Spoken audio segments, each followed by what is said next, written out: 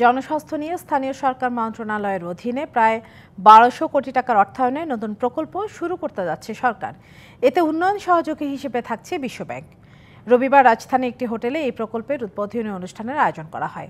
জানানো হয়, improvement of urban public health preventive services project নামে ৫ বছর মেয়াদী এই প্রকল্পের মোট ব্যয় হবে ১১৮১ কোটি ৫০ লাখ টাকা।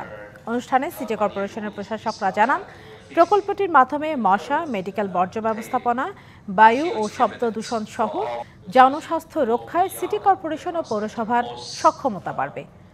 অনুষ্ঠানে প্রধান অতিথি বিশ্বব্যাংকের আবাসিক প্রতিনিধি এই প্রকল্পের সফল বাস্তবায়ন দেখার প্রত্যাশা ব্যক্ত করেন।